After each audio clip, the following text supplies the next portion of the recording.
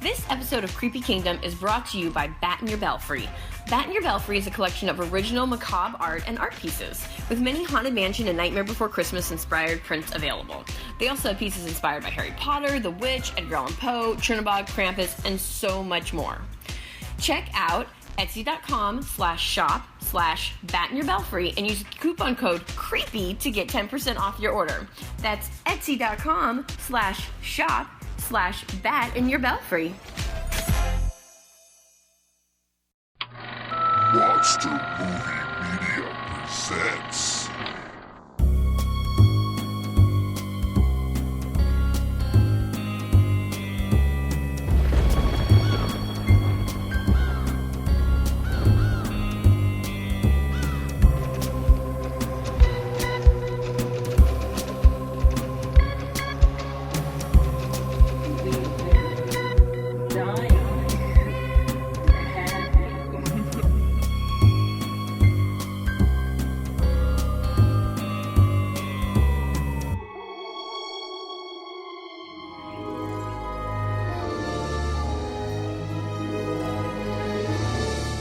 Greetings and welcome to episode 98 of the Creepy Kingdom podcast, a podcast all about the spookiness of Disney and beyond. I am your host, Mr. James H. Carter II. Coming up in this episode, Shannon McGrew from NightmarishConjurings.com joins us again and gives her spoiler-free review of the 2016 live adaptation of Pete's Dragon. And after that, we'll be coming to you live from the Not Scary Farm preview event. I will be sharing audio from that event, as well as a clip of a conversation I had with Jon Cooke, one of the design specialists for Not Scary Farm. And if you are unaware of what Knott's Scary Farm is, you're going to learn about it today.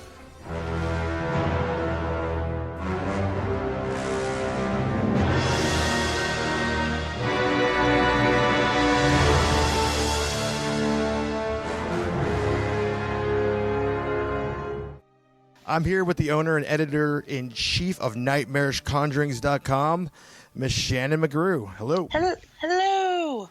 How you doing? I'm well. How are you? I'm great. You know, what's funny is we're pretending like we don't know each other.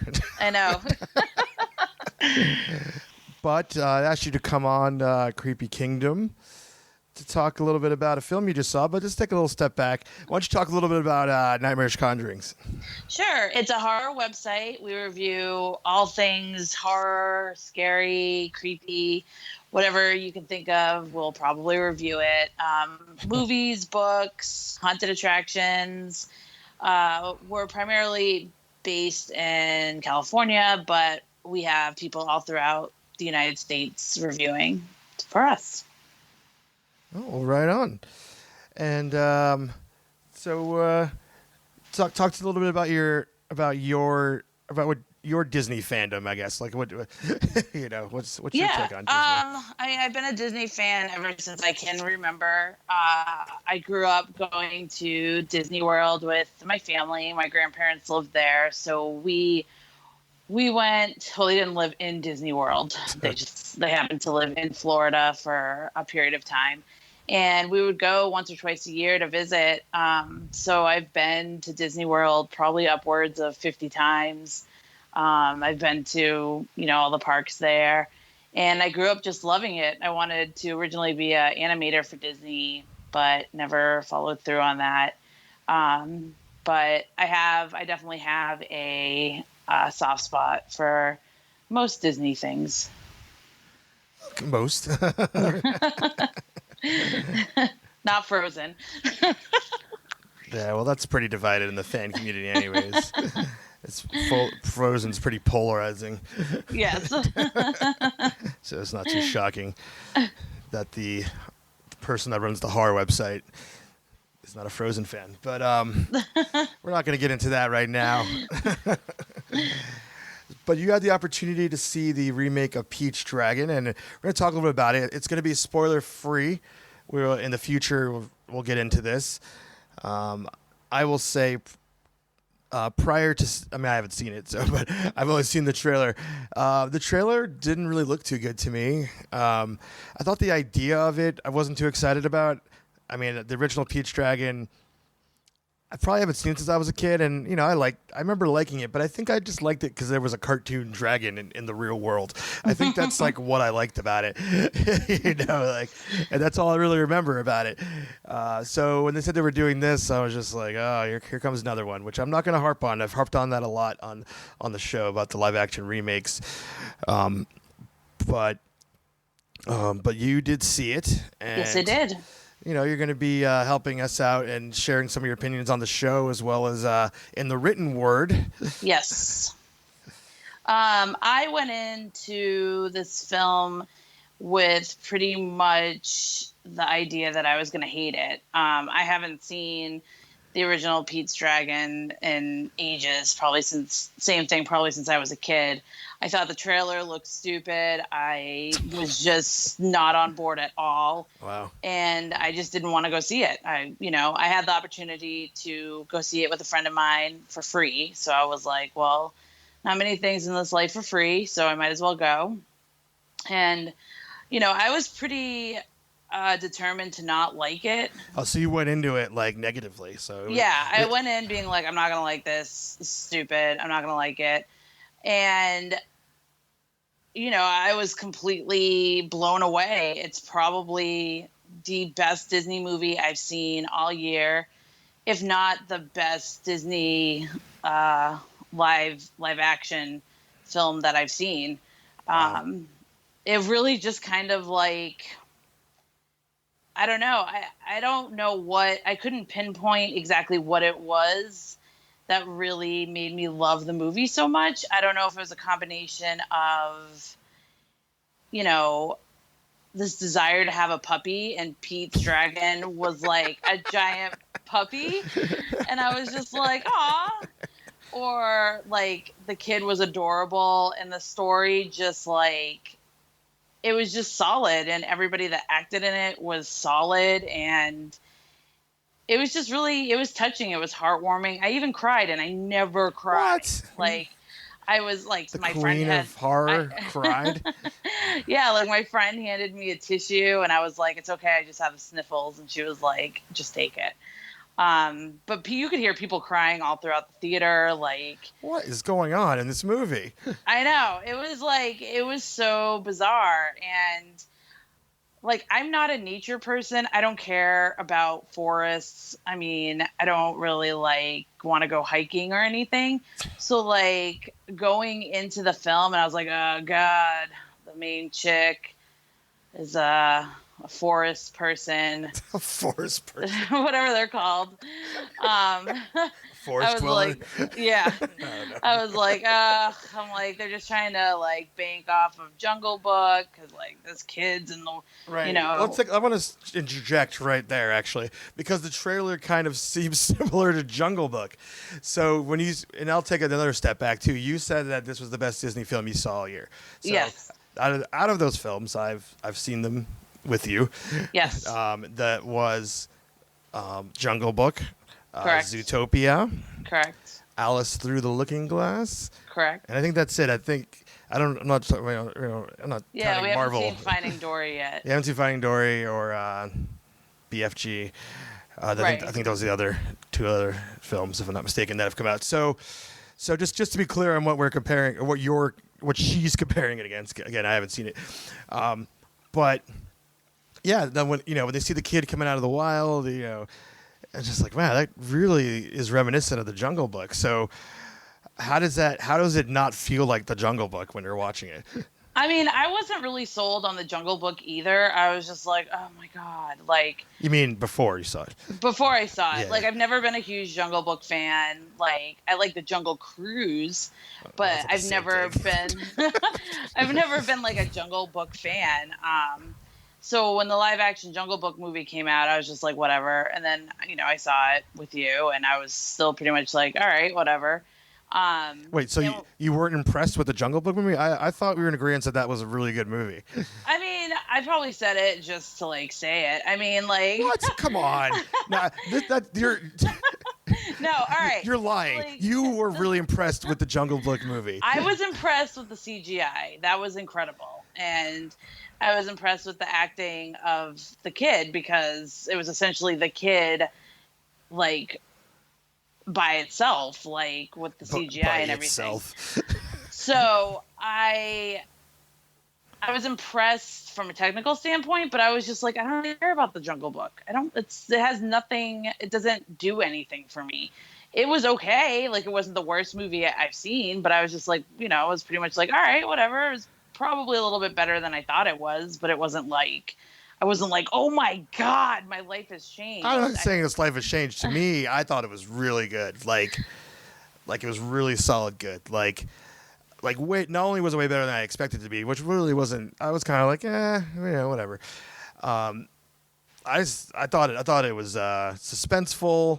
I thought it was creepy, since this is Creepy Kingdom. I thought there was some really intense moments.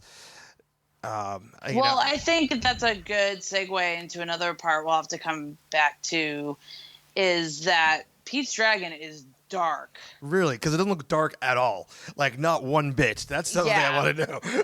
Yeah, it got dark real fast. And I was like, all right, we're going there. So that's cool. So, I mean, I was like on board with that. I mean, but going back to the Jungle Book thing, seeing the preview for Pete's Dragon, it was very similar to that of Jungle Book.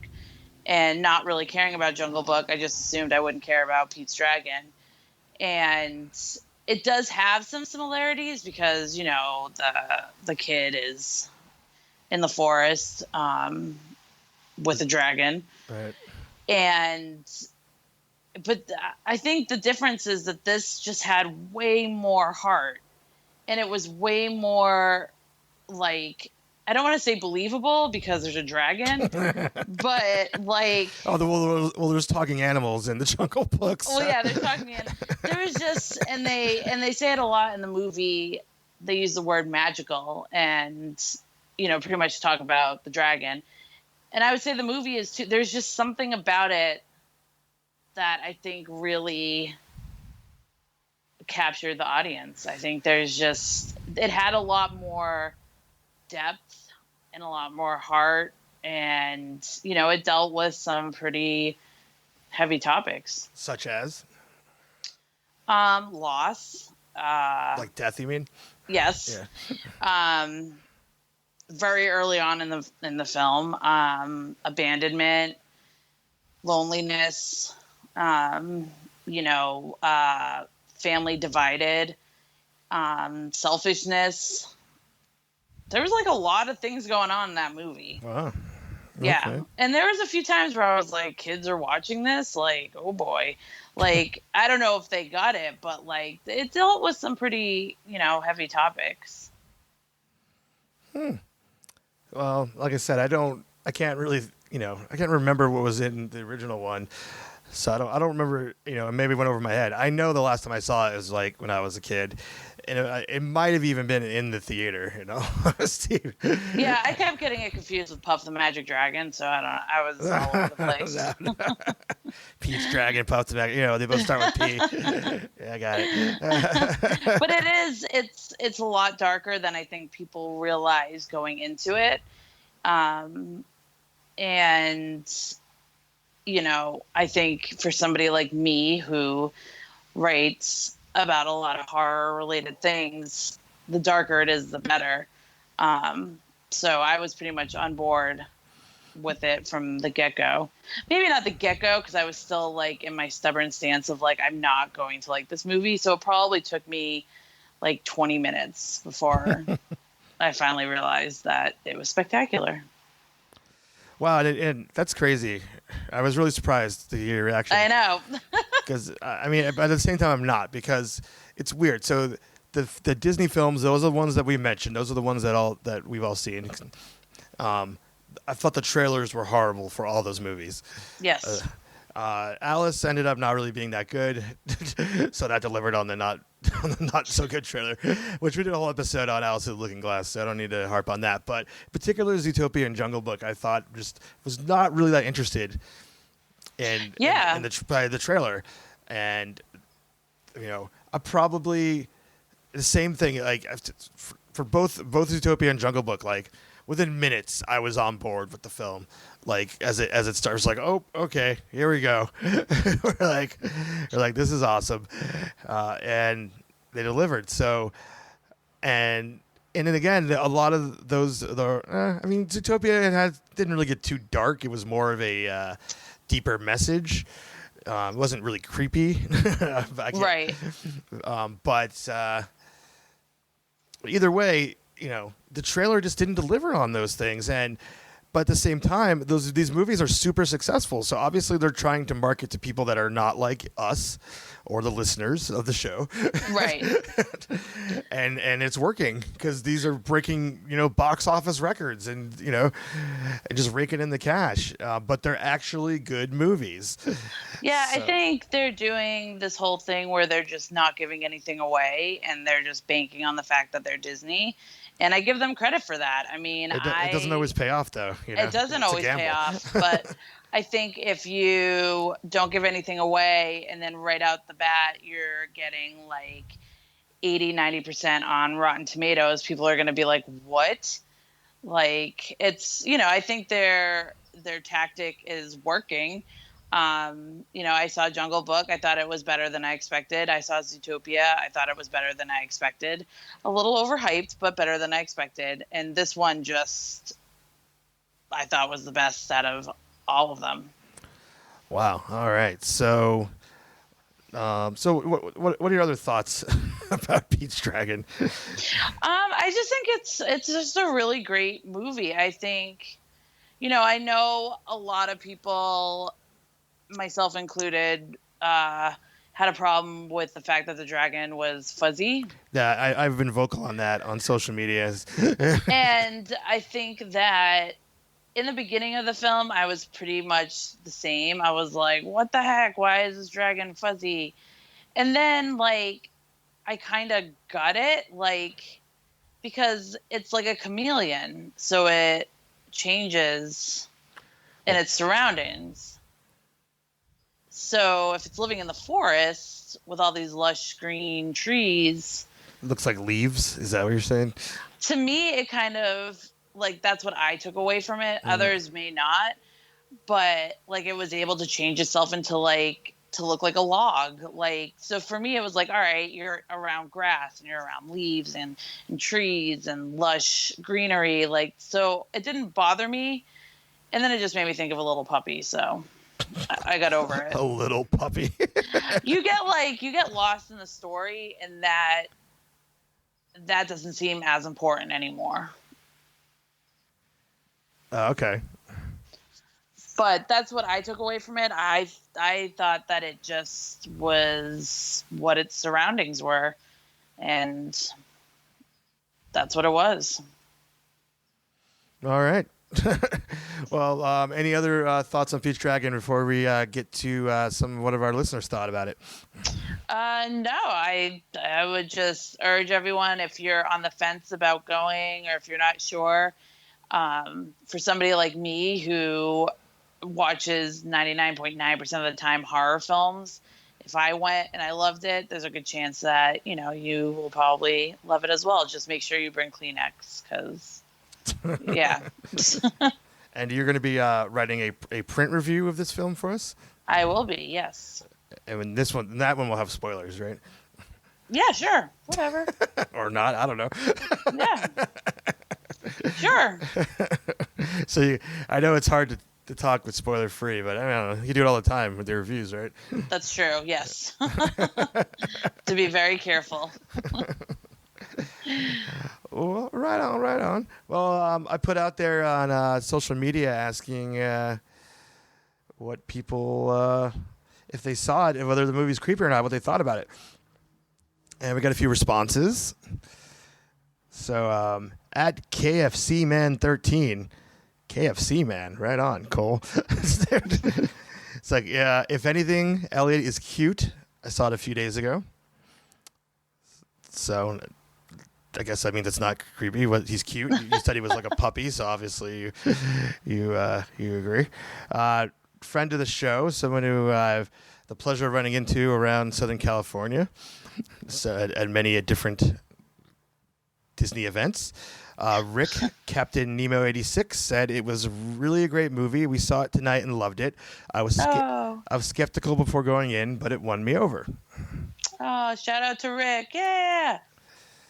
And let's see. Let's take a trip to the citizens of the Creepy Kingdom and see if there was anything that was said there. It was quite. I know there was a lot of conversation going on about it.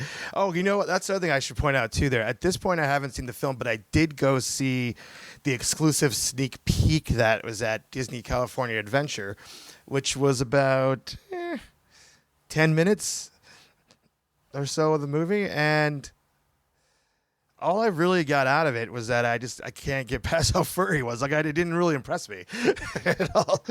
So that's why that was another reason that I'm still kind of like, I was surprised by your response of the film. Is I'm just like, I mean, I guess I'm going to have to check it out, but yeah, the sneak peek was not a very good one, to say the least. So, and I wrote, and when I posted about it, that I didn't like the furriness. And Joshua Schaefer posted this thing that's a Disney fun fact that said the director explained why Elliot is a furry dragon by saying he'd rather have the kind of dragon you really want to give a hug than the Game of Thrones type of dragon, which he described as cool but scaly and cold. Yeah, I could see that. And I was like, oh, I don't, like, if there's a dragon, you want it to be cool and scaly and cold, whatever. Like, I don't want a huggable dragon. Like, well, let me rephrase that. I don't want what is a generic huggable thing. Like, you know, a scaly cold dragon, you can hug that too, right? I guess. I mean, Daenerys does it in Game of Thrones. Okay, I was like, you're saying words I don't mean, or know what you're saying.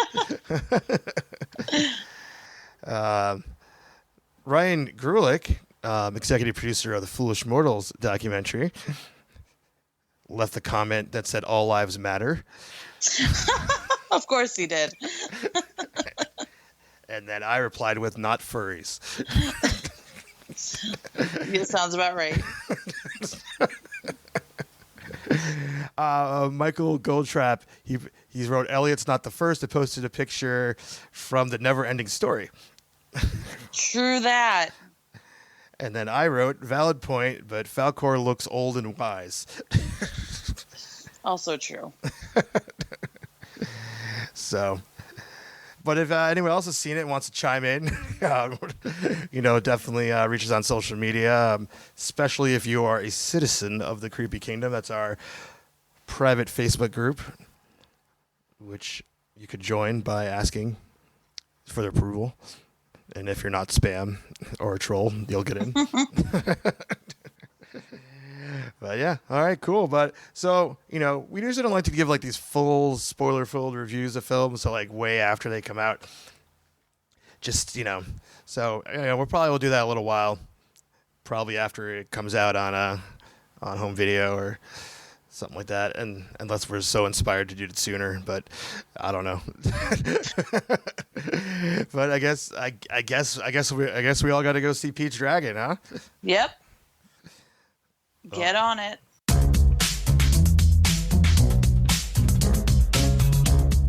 This episode of Creepy Kingdom is brought to you by artist Emma Moiser. Emma's amazing Disney and Haunted Mansion inspired art can be seen in the official t-shirt of the Doom Buggy Spook Show and on her signature blends of tea called A Swinging Wake. Get your very own Hatbox Ghost print by visiting society6.com/Emma Moiser. That's society6.com/Emma Moiser. EMMAMOSIER.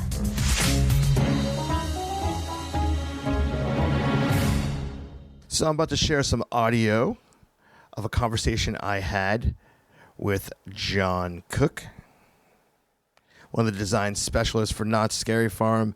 And immediately following that, I'll be sharing audio from their live presentation, which was recorded on August 25th, 2016, where they announce what attractions, what mazes, what shows, what scare zones are coming to Knott's Scary Farm in just about a month. We start our conversation with Jon discussing why he thinks the Haunted Mansion played a big role in Knott's Scary Farm coming to be. The Haunted Mansion opened a few years before Knott's Scary Farm's first year. Why do you think that is? Because I think the Haunted Mansion primed the market for an event like this. Really? It really got people I don't know, I'm obviously way before my time, but I can only speculate that people here at Knott's were looking at the reaction to the Haunted Mansion and being like, it's a given. It totally, to me, probably kicked off this whole acceptance of all this spooky, fun horror stuff in the theme park environment. Yeah. And So what year was the first Scary Farm? 40. This is horrible for me not to know this. Sorry, I'm looking for I just saw the Knott's historian around here somewhere. Because the Haunted Mansion was 69. So I believe it was 73 or 74. Oh, okay. Yeah, it was just a couple of short years after. I don't know. That's horrible. I didn't even know that. But and it started off small. It started off with just a show. They brought in a personality called Seymour. He had a stage show, and then they started, kind of decorating the rides, and they started bringing in actors, and it just snowballed into this crazy event 40-something years later. Wow. Yeah. So, and one of the things that I think I know a lot of Disney fans like, that is definitely at Knott's Scary Farm, is the immersiveness of the mazes. It's just creating scenes, creating sets, and that's the end goal. Same thing with any ride. It's getting people to forget for a split second they're in a warehouse and that they're in this environment. Yeah. And that's things that theme parks do really well with the rides, and that's something that we're constantly striving for, immersiveness. Yeah. Whether it's the haunted hospital or the zombie apocalypse, we want people to forget even for a split second that they're in this world. And I think you guys accomplished that pretty well. Thank you. One of the mazes last year, which you're bringing back, was Voodoo, which again, that's a big Haunted Mansion tie-in because that's in New Orleans Square in Disneyland. Yep. I truly felt like I was in the swamps of Louisiana. It was hot. I had just gone to New Orleans like a few months prior, so it was all fresh in my mind. Yeah, right. Yeah, and I think that maze, what sets that maze apart so much is that's what it is. I mean, you're in that set. Yeah. There's no haunt walls, nothing like that. We built a forest with a little township on top of water, on top of a bayou. And and I think the oddly hot year we had last year helped a little bit with the humidity. It was really hot. You really felt like you were in the South, definitely. Yeah. I loved it. I loved being able to kind of walk through the graveyard part of that, and so much fog and just people appearing out of thin air. I'm like, where did they come from? They literally, there was nobody here, and now they're in my face. Good job, they were excellent. That's a tough room to scare into, and yeah, they worked it. Although there was one, when you go through someone's house, when someone comes out of the closet or something, the actor came out in front of the person right in front of me. And it just, I'm like, if that was me, I would have lost it. Because it just, out of nowhere, someone just jumps in or just, it's just so unexpected. Scream in your face. What's weird about that, too? If you look at that room, the doorway's right there. It's not like you can't see it, but I think the set decor in that room is so, captivating. Like, you forget there's a doorway right there. Yeah, because on the other side of the room, the guy's sitting there watching TV, if I recall. Yeah. It's all about distractions. Yeah, so you're looking over there like, oh, I always want to know, what did they put on the TV? We filmed our own Cops episode. No way. Cops with a K.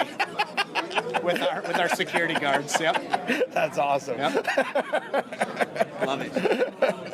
That's great. So, if somebody was coming to Knott's Scary Farm for the first time that had never gone to any haunts, that's loves Haunted Mansion and some of the darker rides at Disneyland, which maze do you think they should start with this year? Oh boy. I'm going to say Trick or Treat. And the reason is that maze embodies the spirit of Halloween and all things haunted. Like, that's the Green Witch's home. And I think that maze is a very good representation of the event as a whole. Because that's what we're trying to do. We want people, when they walk in the gates of Knott's, to feel like this is where I'm in. This is Halloween. This is what it's all about. Hey, welcome! Welcome to the Not Scary Farm 2016 preview! Tonight we're going to tell you everything in Not Scary Farm. Well, welcome everybody. Are you ready to find out what's on tap this year for Not Scary Farm?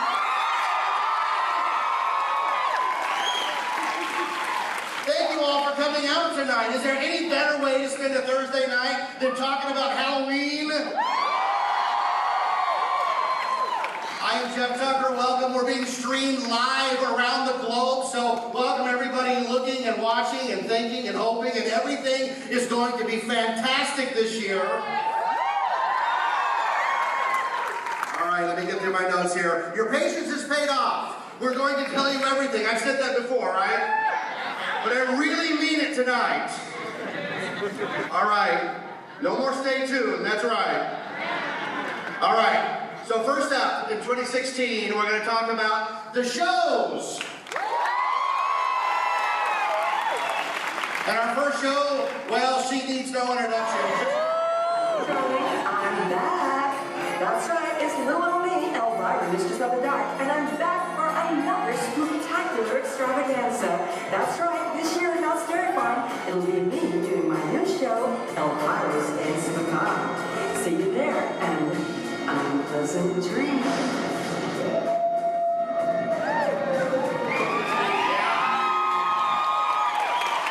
Any Elvira fans in the house tonight? Isn't Halloween like the greatest holiday ever?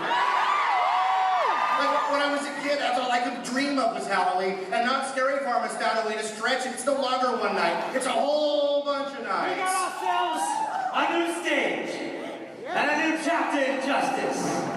Good citizens of Calico, I ask you, are you ready for a hanging? I said, are you ready for a hanging? The lawman, everybody, returns in Finding Dory.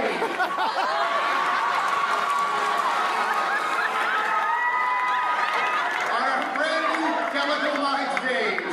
Just keep killing, just keep everybody. Just keep killing, just keep killing. All right.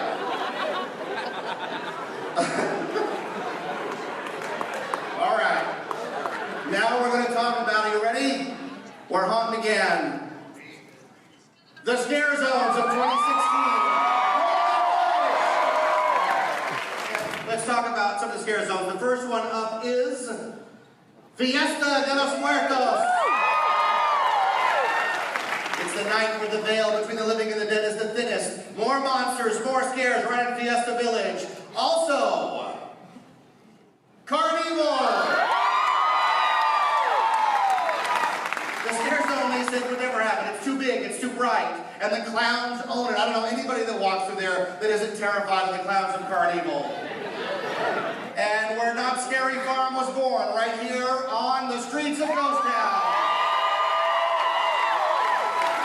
The fog-filled streets are where the screams begin, trust me. All right, here we go.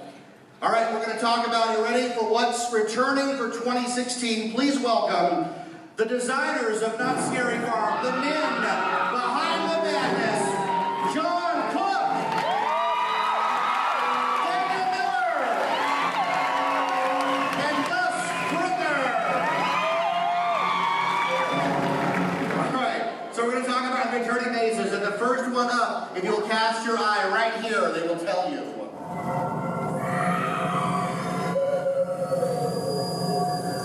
The Tooth Fairy from the Demented Mind, Daniel Miller.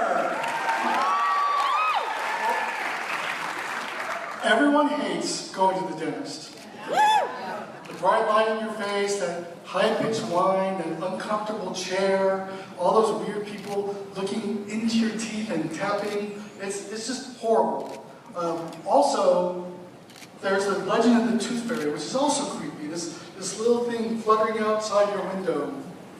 creeping into your children's bedroom and stealing their teeth. So I really want to combine these two, smash them into one maze, and that's where the impetus was for the Tooth Fairy. So we follow an abducted kid into the lair of the Tooth Fairy, and we see him change into one of her minions. It's really gross, it's disgusting, it's yeah. You were telling me earlier, Daniel, that there's a lot of early exits out of this phase, that people get a couple of rooms in and they got to get out. Yeah, definitely. Usually right by the second room, they start to hear that high-pitched squeal from the drill, and they're out of there. And that's what we love. Right. The next returning maze right here on the screens. Watch. Gunslinger! Yeah, we killed your wife. We could have killed you too, but it was more fun to watch you cry like a baby. You're gonna hunt down the Red Hand Gang to the last man?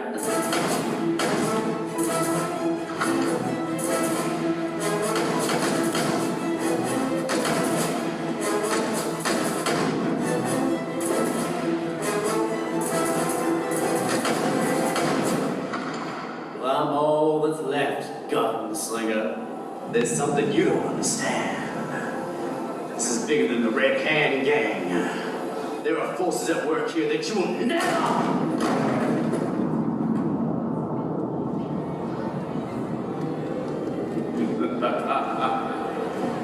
Like I was saying, there are forces at work that you don't understand. Oh, hell. Looks like I'm gonna need some silver bullets.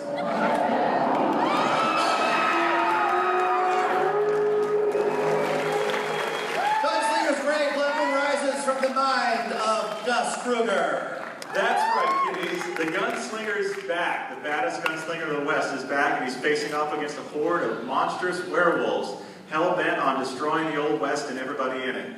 You're going to travel back to that wonderful Old West town. You're going to see the worst, most disgusting bandits you've ever found, the hairiest and scariest werewolves at Knott's Berry Farm, until you face off against the skinwalkers themselves who started this whole mess. It's going to be a hoot, a holler, and a whole lot of screams as the blood moon rises over Knott's Scary.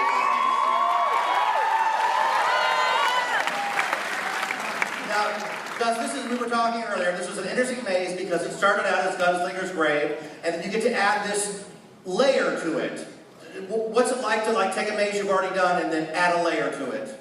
Well, honestly, Gunslinger was the first maze that I designed start to finish, and I just love the concept. And, generally our mazes have fairly short life cycles, but I really wanted to be able to continue the story because it meant so much to me.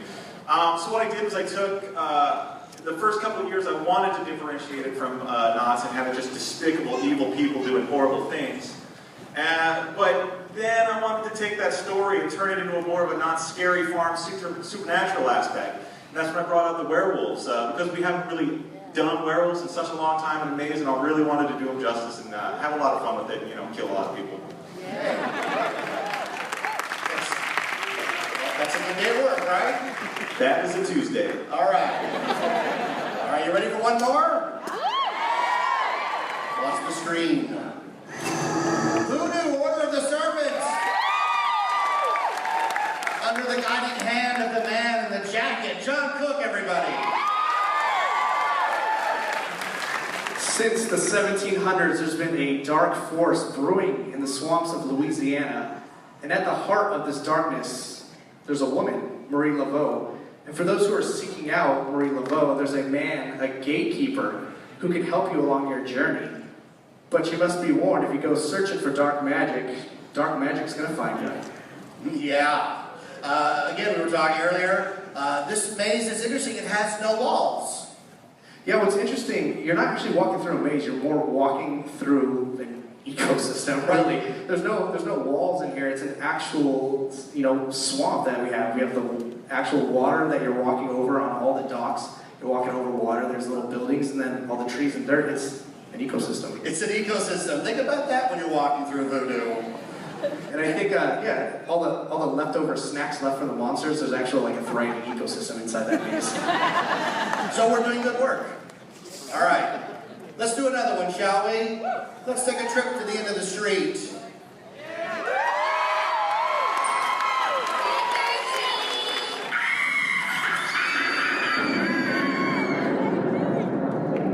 Trick or treat returns. Mr. Miller, tell us about it. Well, everyone loves Halloween, and when I was a kid, I have a very fond memory of dressing up in a cardboard robot suit, taking my pillowcase and going from door to door with my brothers, trick-or-treating and filling that bag with candy. But we always remember that there was, at the end of the street, this rickety old house, and we always would dare each other who's going to push the button and ring the doorbell. So we always kind of envisioned that there was a witch at the end of that doorbell, and that was always the impetus of what trick-or-treat is about. This classic Halloween. It's the Green Witch and her tricksters, and there's more treats. There's more tricks than treats. Right. And what's great about it is that a lot of times when you go to these to our events, we lose sight of the holiday itself. So this is a Halloween-themed maze. So you get pumpkins and carving, and sometimes carving not just pumpkins, but children. But it's great, right? It's all good. It's all good, right? It's essential Halloween, but beyond that, it's also pretty gory and grim. So we love that. You like gory and grim? All right. How about one more? Let's do it.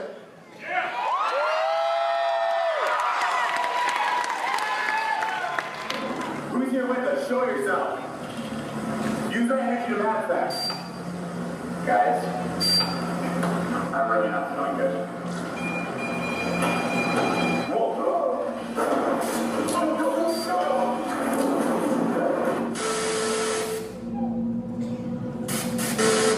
Any paranormal fans in the house? There's the guy, Jon Cooke, everybody. In just a few weeks, we're going to be opening up the gates to the Hayden Hill Sanitarium for another live episode of Paranormal Inc. Chad and the gang will be detonating their experimental ghost pod in hopes to find concrete scientific evidence of the paranormal. Through different EVPs, spikes in the electromagnetic field, and sudden drops in temperature, this is all evidence that's being built to prove that there is in fact life after death. Yeah, and it's all based on fact, isn't it? That's the scary part. Yep. Yeah, I love it. Jon Cooke, everybody. You love him or what? All right. I think we have one more returning maze to talk about.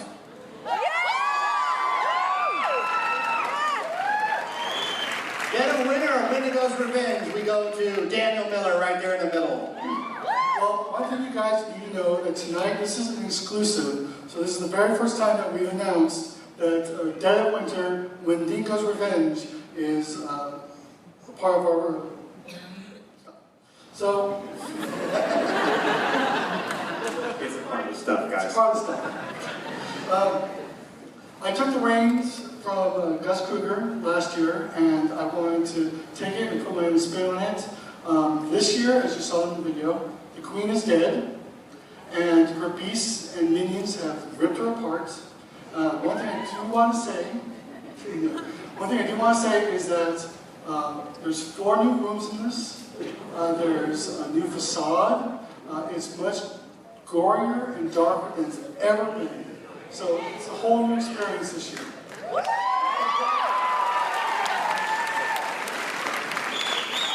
And we should say that a lot of haunt mazes in the second or third year are moved over to another designer just so they can put their own spin on it. So it's not like, it's just got 2 designers in it to make it twice as gory, correct? And what the heck's a Wendigo? Yeah, after last year, we started talking about what we wanted to do next with Dead of Winter, sort of like, the Gunslinger, what's next for that. Daniel and I collaborated on it, and we came up with some stuff, and then he had such a strong vision of where he wanted to take it, it only seemed right to pass the torch to Daniel and just let him go crazy with it. So that's what he's done, and I'm really looking forward to seeing it in its new brutal entirety. And Wendigo is a man, elk, and Canadian folklore, folks. It's a monster, eh? It's a monster. Eh? All right. It's huge, it's gruesome, it's a whole new effect that we're putting in. And you're going to come face to face with this thing. Face to face with So do your homework so you recognize him when you see him. Yes. All right. Daniel Miller and Wendigo's Revenge, everybody. All right. And now for something completely different. Check out the screen, won't you? Oh, come on. Move for 2016. Let's hear it. Roll it. Poison hemlock, no. Necromancy, no. Rescues zombies. Spirits awoken, no. It was last year. Here it is. Double, toil and trouble. Fire burn and cauldron bubble. Hangman's noose. And the killer's hatchet. Claw of a beast. And the glass planchette. With the blood of a guest. We soon shall see the creation of a skeleton key. You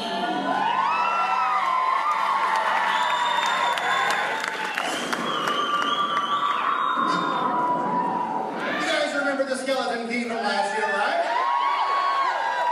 For those who want a little more, the skeleton key this year will offer priority access unlimited to all of our mazes. And one-time access to 4 brand new interactive skeleton key rooms. So let's talk about those, shall we? The first one is Visions. Mr. Cooke. Yeah, the Visions Key Room, we're bringing this to life using augmented reality technology. We're going to be giving you guys a phantom finder. You're going to be joining the Paranormal crew for another investigation. What's cool about these key rooms is they're not actually part of the mazes, they're separate things. And what we're doing is we're taking the old Haunt Museum and now turning it into the Green Witch Museum, where you guys are going to be able to go in and investigate at your own leisure. And what's cool about this building, it's not the building that's haunted, but more so the different artifacts that surrounded the Green Witch trials.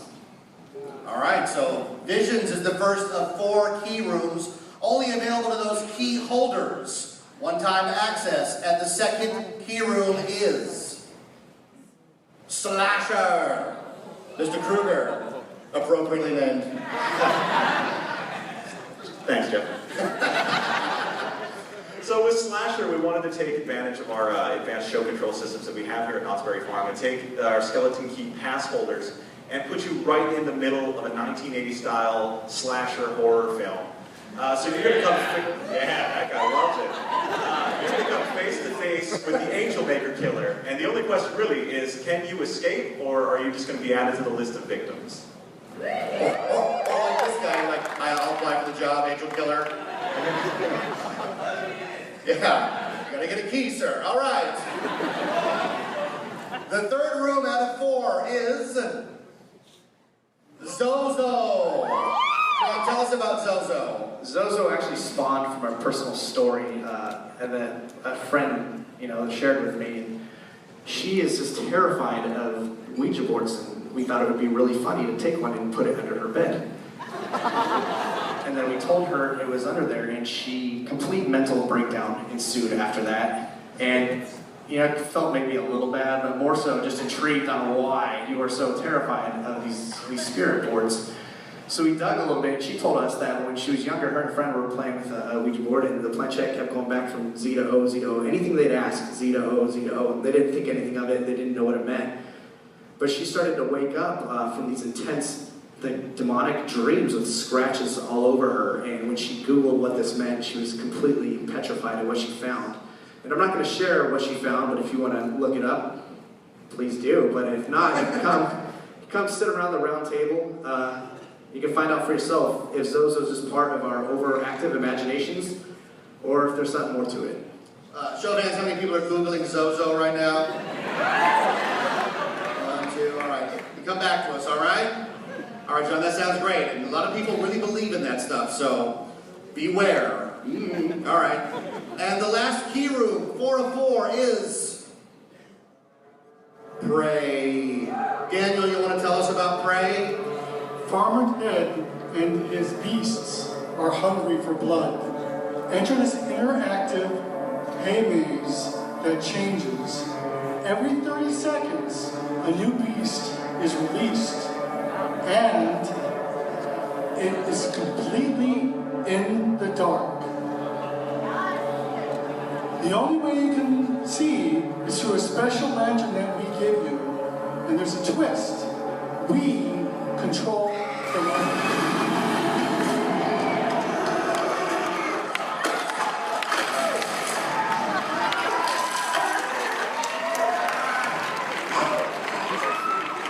That sounds great, Daniel. Is the little girl all right?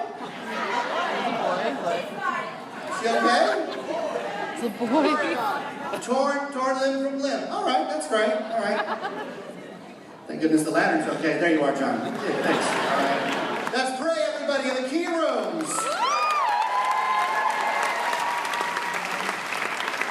So they sound pretty good. They sound amazing and heart-stopping. And you can go through them one time each night with your skeleton key, and I think one time will be enough because they sound completely terrifying. Thank you, everybody. We're going to pull back the veil. We're going to pull back the cloak. We're going to put on a cape. And we're going to talk about what's brand new for 2016.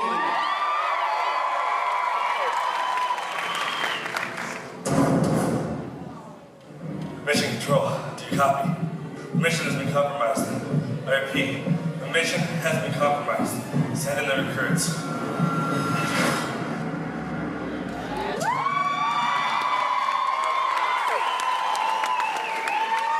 Ladies and gentlemen, boys and girls, Black Ops Infected. And the man behind the gun, Jon Cooke.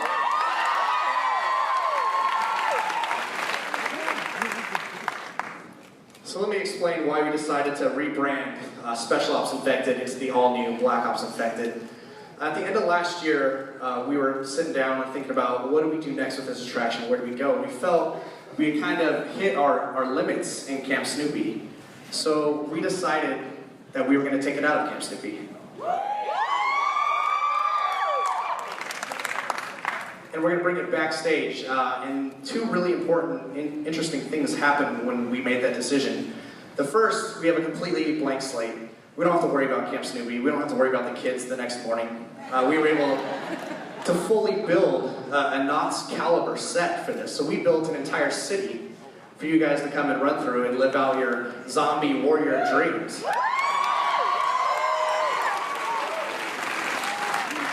And it's also introduced a new dynamic. With Camp Snoopy, it was more of a long-range, firefight we would have with the zombies. Now, it's basically close-quarter combat. You are face-to-face, which I really think is going to really up the adrenaline with this attraction to one step closer to that fully realized video game that we've been striving for since day one. And now, the big thing, back to that blank slate, we can also start over with operations.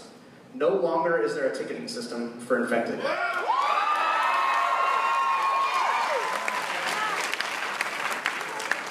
So more like the standard haunted attraction we have here. You just come in, jump in line, and go through it and blast away some zombies.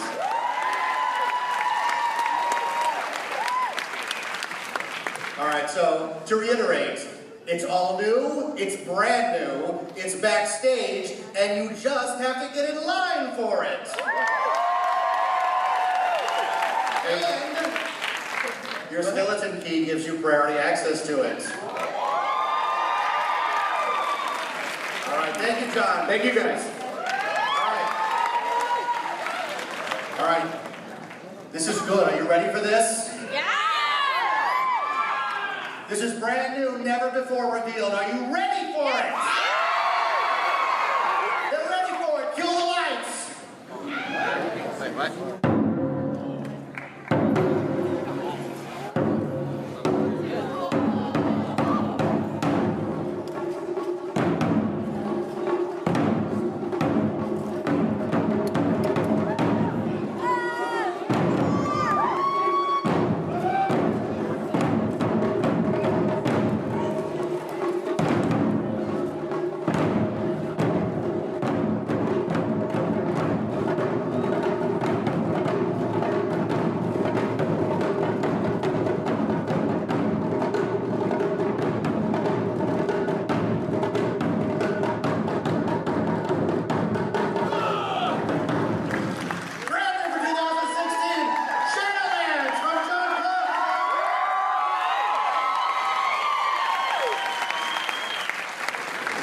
feudal Japan, there is one thing that's held in a higher regard than life itself, and that is honor.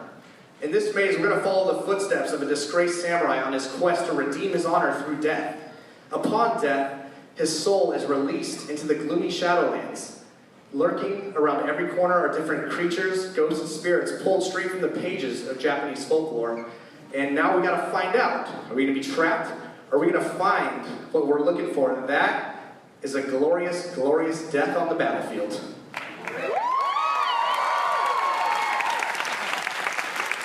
Jon, what was your inspiration for Shadowlands? I've been fortunate enough to travel to Japan a few times, and I'm always captivated in complete awe of the architecture and the different traditions, even down to the graveyards. They just have such a beautiful aesthetic to them. And on top of that, there are just so many amazing stories, ghosts, and creatures from the folklore that lend themselves so well to a haunted attraction. So what we did is we created this realm, this Shadowlands, for all these different stories to come together and exist on a single plane for you guys to be able to walk through. Ladies and gentlemen, Jon Cooke and Shadowlands. Live by the sword, die by the sword. Now, at this point, if I said, hey, we're going to wrap it up and say goodnight, that would be enough, right? No! How about something else that's new? Watch the screen.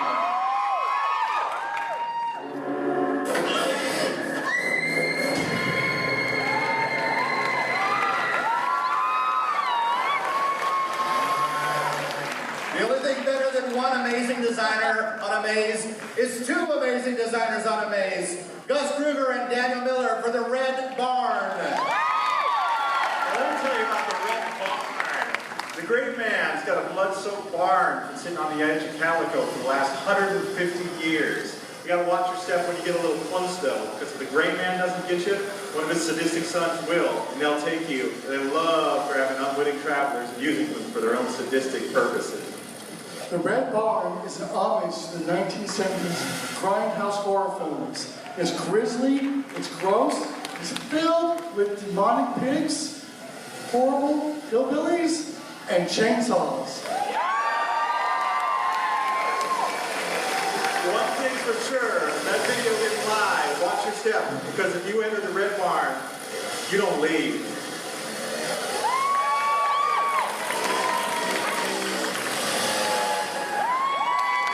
The Red Barn, ladies and gentlemen.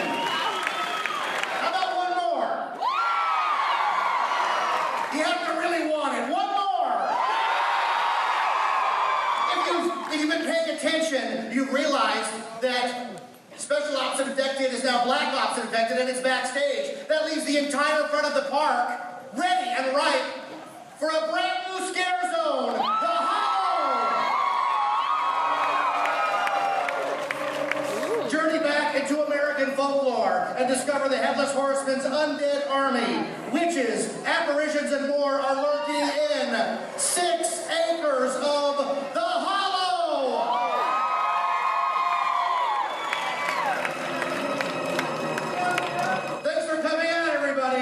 Tickets for 2016 Knott's Scary Farm are on sale right now. But if you want to enjoy every night with no blackout dates, get a season pass if you dare!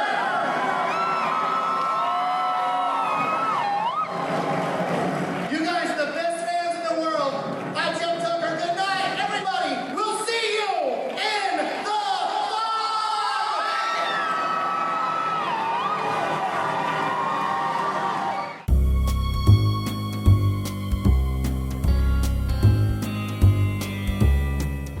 If you would like to contact us here at Creepy Kingdom, you can do so by emailing us, creepykingdom@gmail.com.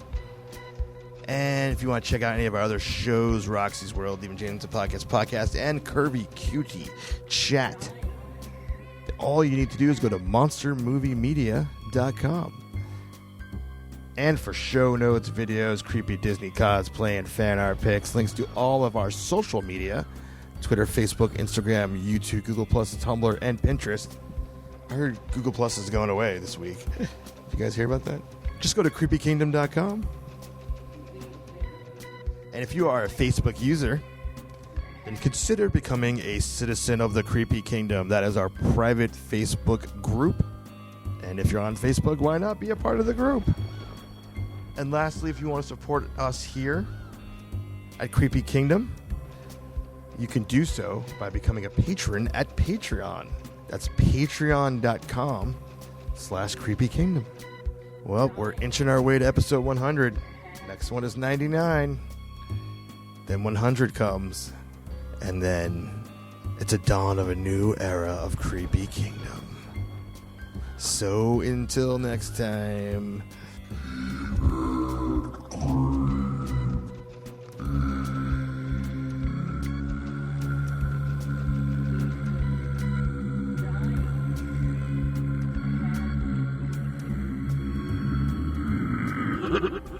I have to go now.